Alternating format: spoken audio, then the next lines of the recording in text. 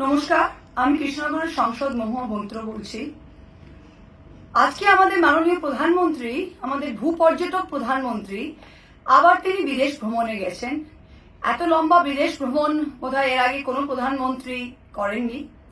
যাই হোক, তিনি তো মাসে মাসেই যান, এ মাসেও গেছেন।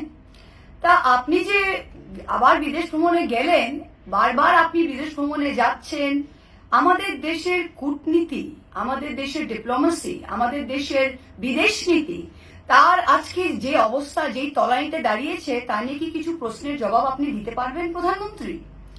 প্রথম, যে আজকে leader of the free world যিনি প্রেসিডেন্ট ডোনাল্ড ট্রাম্প, মার্কিন যুক্তরাষ্ট্রের রাষ্ট্রপতি, তিনি কিন্তু বারবার বলে যাচ্ছেন তিনি ইন্ডিয়া আর পাকিস্তানের মধ্যে ভারত পাকিস্তানের যুদ্ধের বিরতি তিনি করিয়েছেন। তিনি বারবার বলে যাচ্ছেন।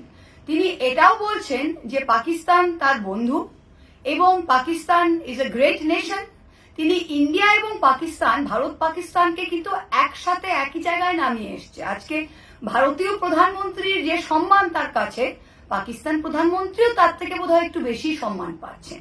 পাকিস্তানিরা গিয়ে দুপুরের ভোজন করছেন আজকে ডোনাল্ড ট্রাম্পের সাথে। তা আপনার যে এত বিদেশ নীতি, এত কূটনীতি, এটাই হলো?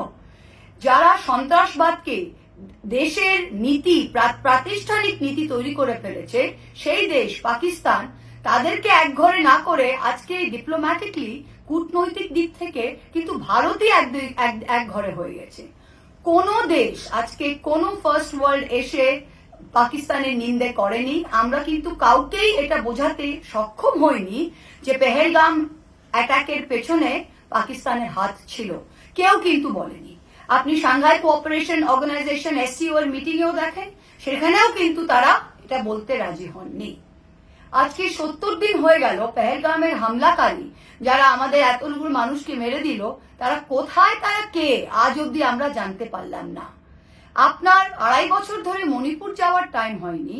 আপনি একটা স্পেশাল সেশন অফ পার্লামেন্ট, যেখানে আমরা জানতে চাই যে আমাদের কতগুলো প্লেন ডিস্ট্রয় হয়েছে, আমাদের যুদ্ধটা কিভাবে শুরু হলো, যুদ্ধতে কি কি হলো, বিরতি বা কিভাবে হলো।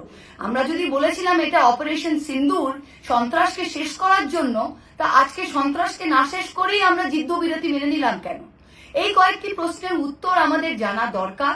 আর আজকে পাকিস্তান গ্লোবাল এরিনাতে, পাকিস্তান কিন্তু সব দেশের মধ্যে আন্তর্জাতিক সংস্থা থেকে টাকা পাচ্ছে, বিদেশ থেকে তারা প্রত্যেকটা দেশ থেকে সম্মান পাচ্ছে। তা আপনি যে আবার ঘুরতে গেছেন প্রধানমন্ত্রী, এর ফলটা কি?